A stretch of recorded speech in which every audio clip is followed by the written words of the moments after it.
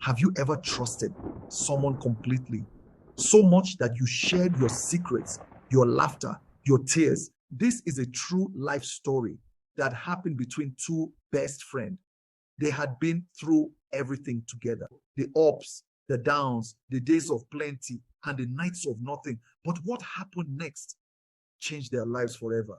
In the quiet days of Umokoro, before the roads were tarred and the city noise swallowed our peace, two young women walked hand in hand, sharing dreams and laughter. They were called sisters, though they shared no blood. But in our village, even the closest bond can be broken when the heart turns green with envy. Adaeze and Oluchi were inseparable. They fetched water from the stream together, cooked together, farmed together, even pounded fufu for Adaeze's widowed mother, as though it were their own home. If you saw Adaeze, you saw Oluchi. They were laughter in human form. It was on a bustling Afro market day that everything began to change. The village square was full of traders shouting prices, the smell of roasted yam in the air. And then Obina arrived. Obina stopped at Adaeze's mother's stall. He greeted politely, bought roasted yam, and told Adaeze, "Your hands must be blessed for yam to taste this sweet." She laughed shyly. Oluchi stood nearby, smiling, but something flickered in her eyes. In the weeks that followed, Obina visited often. He helped Adaeze's mother lift heavy palm oil jars, joined the girls on the way to the stream, and stayed to hear evening moonlight tales. Adaeze began to dream, not knowing another dream was forming in her best friend's heart. Oluchi began meeting Obina in secret. By the stream's edge under the mango tree, she whispered lies that Adaeze had other men, that she cared only for his money. She leaned closer, her voice sweet like ripe pawpaw, poisoning his heart with every word. Slowly, Obina's visits to Adaeze grew fewer. When she asked, he said, "What keeps me busy?" But work was not what kept him away. It was betrayal wearing the face of her best friend. Then one morning, the sound of the town crier's gong echoed through the village. Hear ye, hear ye, in 2 market weeks, Obina, son of Mazi Okafor, will marry Oluchi, daughter of Mazi Namdi. The market froze. Adaeze's basket slipped from her hand. Even the goats stopped chewing. The drums beat, women ululated. The smell of goat meat pepper soup filled the air. Oluchi danced in her red wrapper and coral beads, smiling as if she had won the world. Adaeze stayed in her mother's hut, pounding fufu, tears falling into the mortar. Days later, Oluchi came with palm wine, smiling as if nothing had happened. "Adaeze, let us forget the past," she said. Adaeze looked at her and replied, "We were sisters.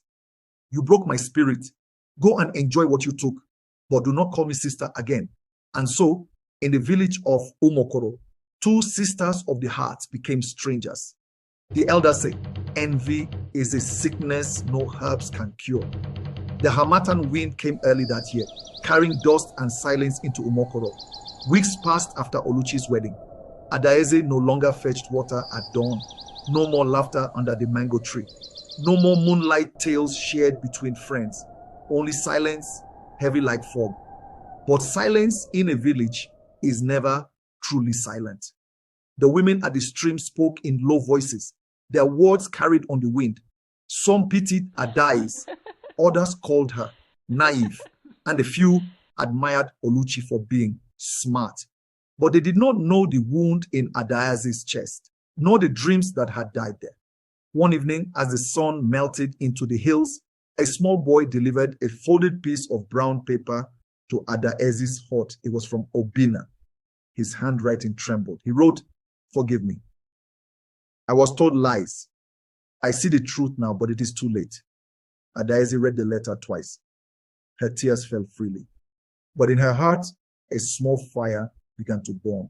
It was not the fire of revenge, but the fire of strength. If she could survive betrayal, she could survive anything. Months later, word spread that Oluchi had given birth to a son. The sound of ululations filled the air, but Adaeze sat quietly in her mother's compound, pounding fufu. When invited for the naming, she refused. "Tell your wife I wish her well, but my feet will not cross your threshold again." From that day, the tale of two sisters who became strangers was sealed forever. But betrayal is like palm oil on white cloth. Once it stains, it never truly washes away. Whispers grew louder. Oluchi began spreading a new story, and that Adaeze was a witch, the reason she had no husband. In a place like Umokoro, such words could destroy a woman's future. Even men who once admired her stayed away. The final straw came when a suitor left after hearing Oluchi's lies. That night, Adaeze sat by her mother's fire and wept, not for Obina, not for marriage, but for the sisterhood she had buried with her own hands. Soon after, Adaeze's only younger brother, Chike, fell mysteriously ill. His skin turned pale, his once loud laughter fading into weak whispers. The healer tried herbs, but nothing changed. One night, Adaeze overheard Oluchi whispering to Mama Ejima. They say Chike's sickness came after Adaeze visited that old widow near the forest. Perhaps witchcraft runs in the family. By morning, the rumor had grown wings. Even children ran from Adaeze as though she carried a plague. The deepest wound came during a moonlight storytelling.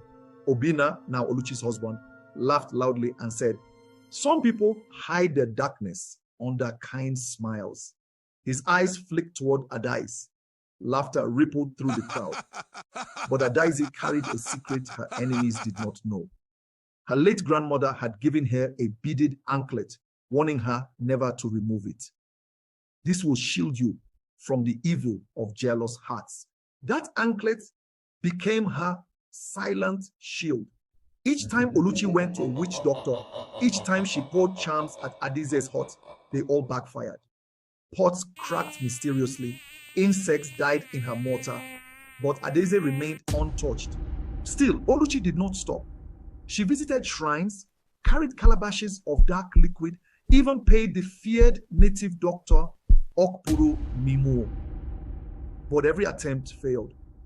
Once, when she tried to pour a deadly charm at Adaeze's doorstep, the anklet glowed like fire, and the liquid turned to harmless water.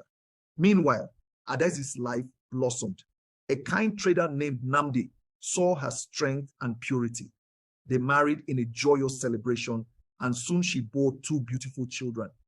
Peace returned to her home. But Oluchi's envy festered like a sore.